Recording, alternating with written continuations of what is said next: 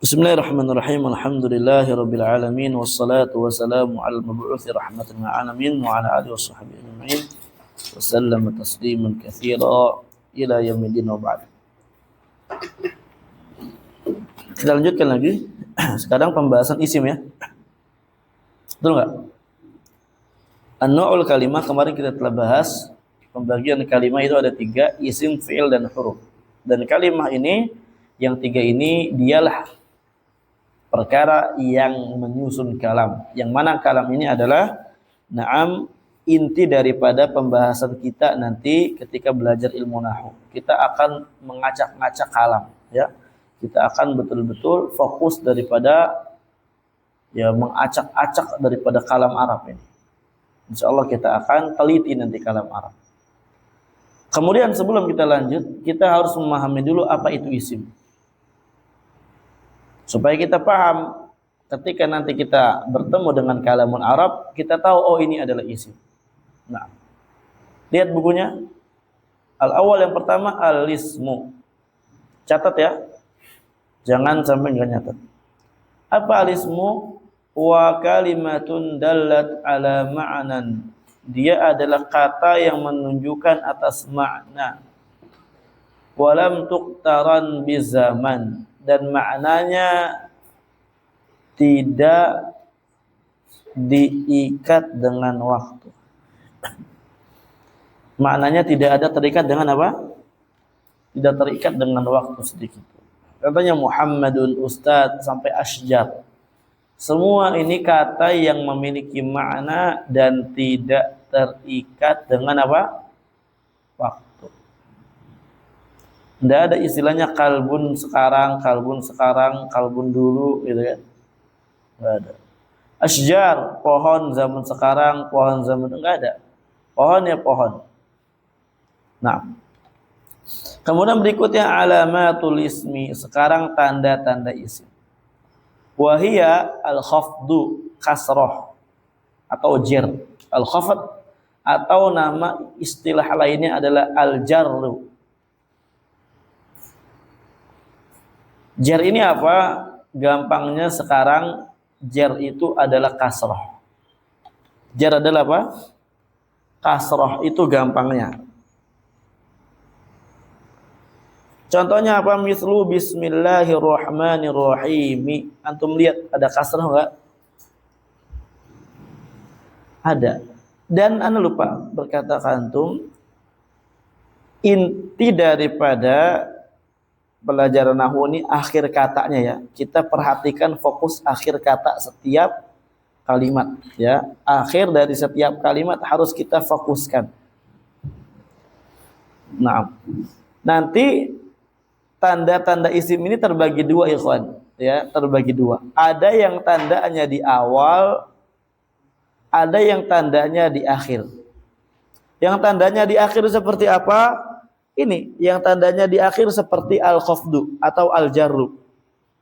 Dia dapat kita lihat sebagai tanda isim kalau kita lihat akhir katanya. Bismi ya, Allahi ar-Rahmani ar-Rahimi. Paham? Kapan setiap akhir kata kita lihat ada jer atau kasroh, nanti kita pahami itu adalah isim. Kemudian at-tanwin, mislu contohnya rajulun, imra'atun, waladun, bintun. Ini juga adalah tanda yang dia di akhir kata. Kapan ada padanya tanwin di akhir kata, maka dia adalah isim. Paham? Kemudian berikutnya al-alif wal lam. Alif lam.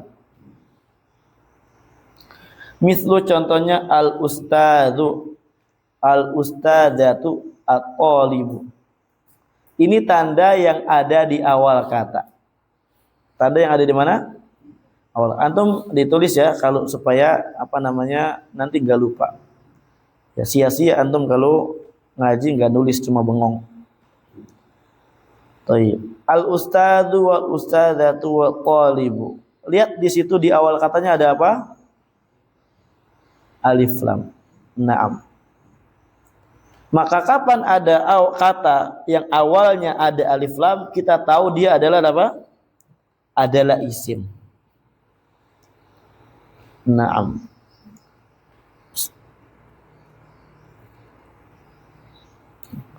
Kemudian berikutnya huruful jarri atau huruful khafdi. Jadi jar sama khafat apa? Sama. Ya, jar sama khafat itu adalah kata yang maknanya sama saja. Paham, Rashid?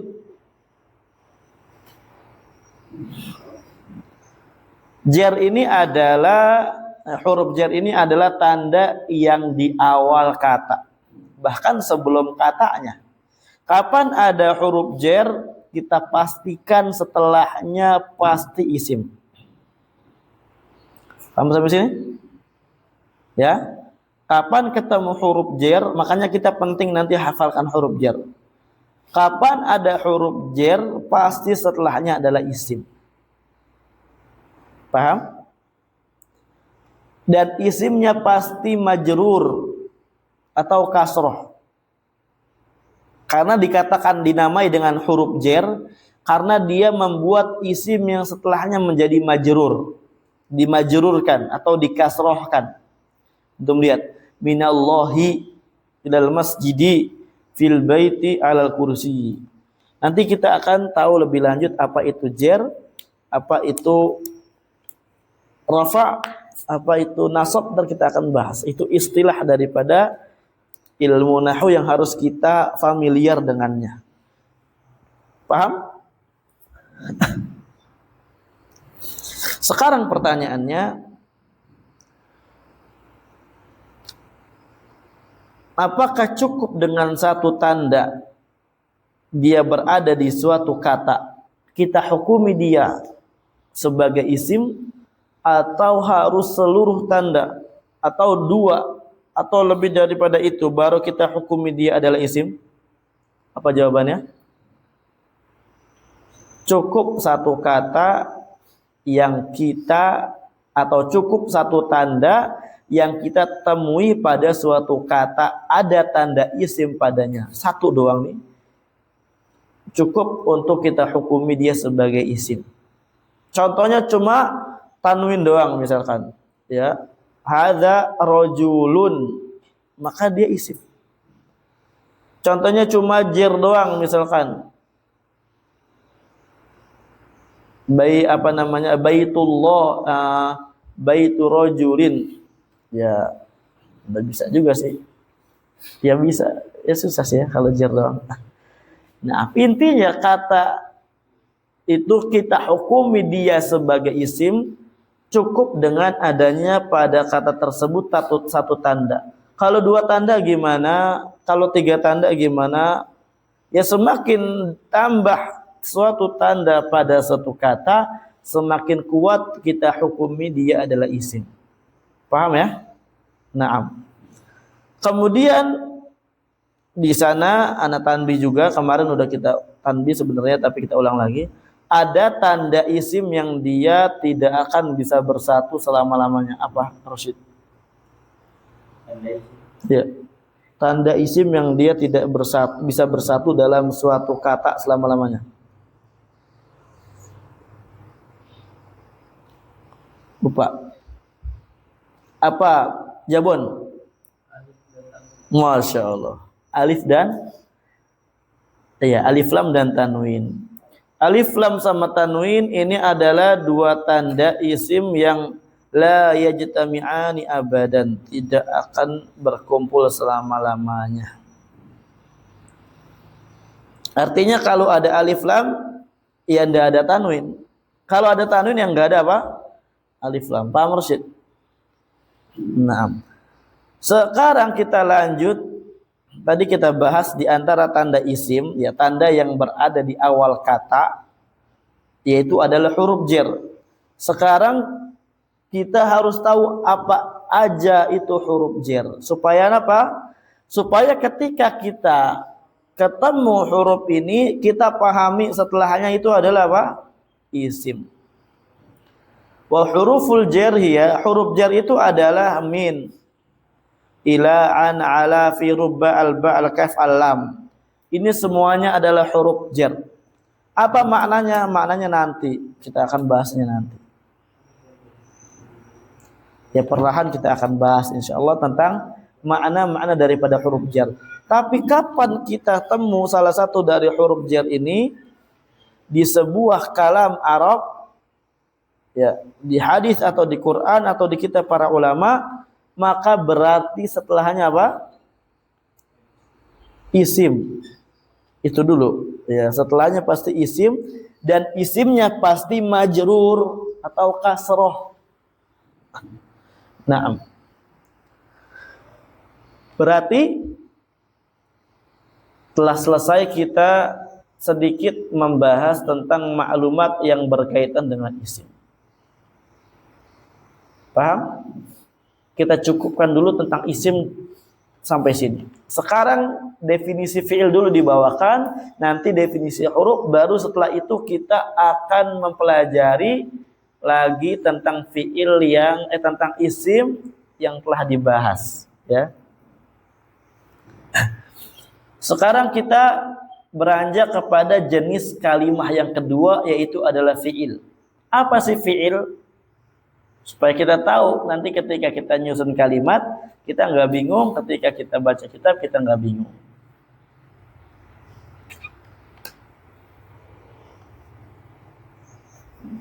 Wal fi'lu huwa kalimatun, dia adalah kata tuh ya. Makanya anul kalimah, dia kata. Dalat ala ma'nan, yang menunjukkan atas suatu makna. Waqturinat bi zaman, dan dia dikaitkan dengan waktu. Atau berkaitan dengan apa? Waktunya ada berapa? Waktu itu ada 3. Pertama,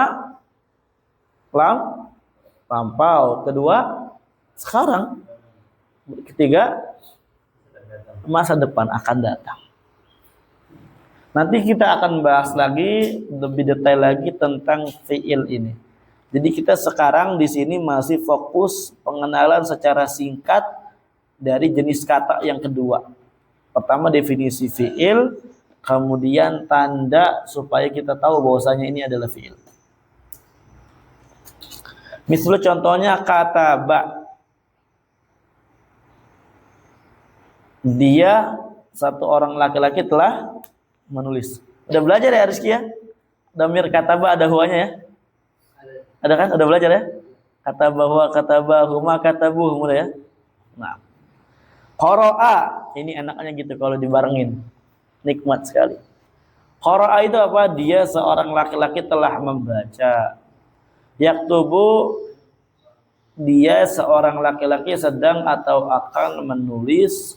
Yaqra'u, dia seorang laki-laki sedang atau akan membaca. Aktubu, saya satu orang laki-laki sedang atau akan menulis. Aqra'u, saya satu orang laki-laki naam sedang atau akan membaca. Paham ya? Ini contoh fi'il. Jadi di situ terdapat ikatan waktu dari makna yang diambil daripada lafadz fi'il ini. Kemudian sekarang bagaimana kita tahu ini adalah fi'il? Nah, di antara cara kita tahu sebuah kalimat itu adalah fi'il, selain kita menghafalkan wazan, selain kita menghafalkan wazan shorof, selain kita belajar shorof, itu dapat kita ketahui fi'il dengan tanda-tanda yang disebutkan oleh ulama nahwu. Apa? Alamatul fi'li hiya. Tanda fi'il itu adalah qad. Di antaranya ada qad. Ya, ini tanda yang berada di awal kata. Contohnya apa? Qad qamatis shalah. Kapan ada qad? Kita temui di sebuah kata atau di sebuah kalamul Arab, maka pasti setelahnya apa? Fi'il. Karena dia tanda di awal kata. Bisa dipahami ya? Qad aflahal mu'minun. Qad berarti setelahnya pasti fi'il. Qad sami'allah. Naam, hakada.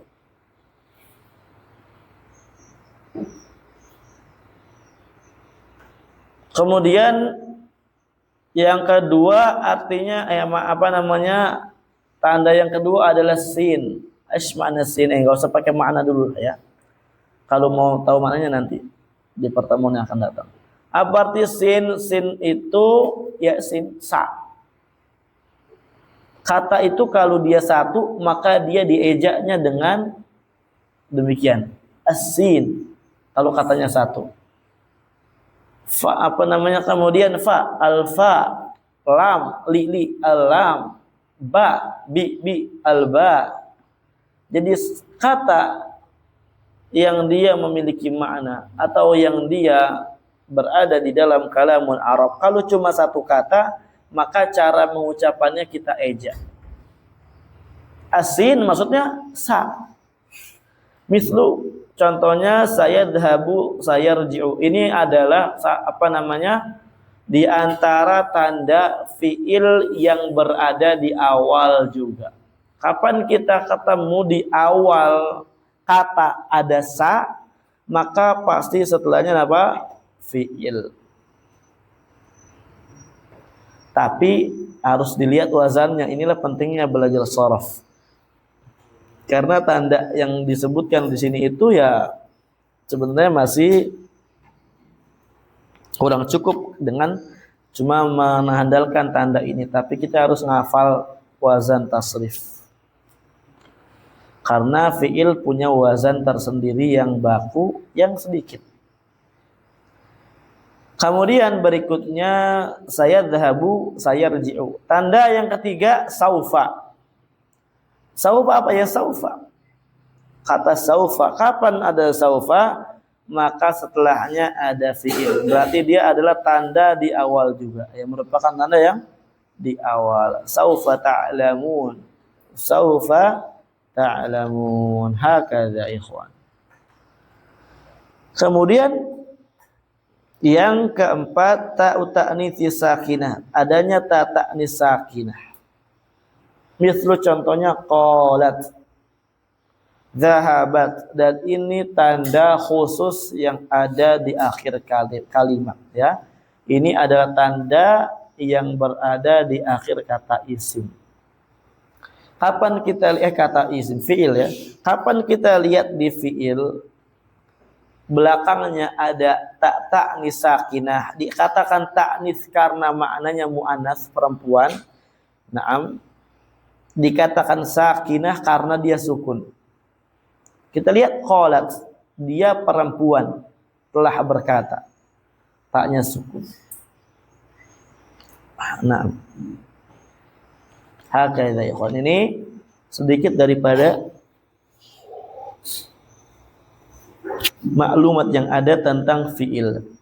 Berarti kita telah tahu definisi fiil atau jenis kalimat yang kedua, yaitu adalah fiil plus tanda yang disebutkan oleh musannif di sini. Naam. Ada pertanyaan?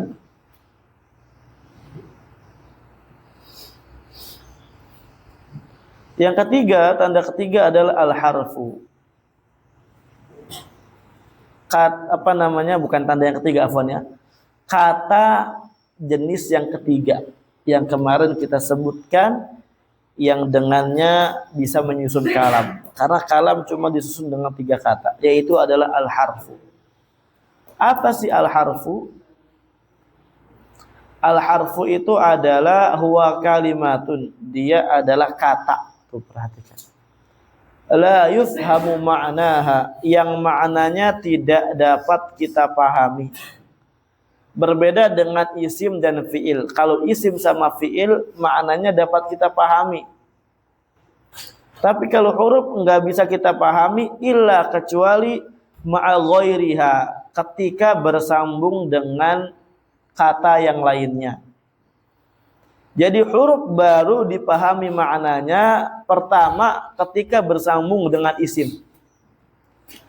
Kedua, ketika bersambung dengan apa? Fiil. Jadi huruf ini adalah suatu kata yang selalu butuh kepada yang lainnya untuk kita bisa pahami maknanya. Berbeda dengan isim dan fiil, tanpa yang lainnya kita langsung bisa pahami makna kata tersebut. Paham ya? Contohnya misalkan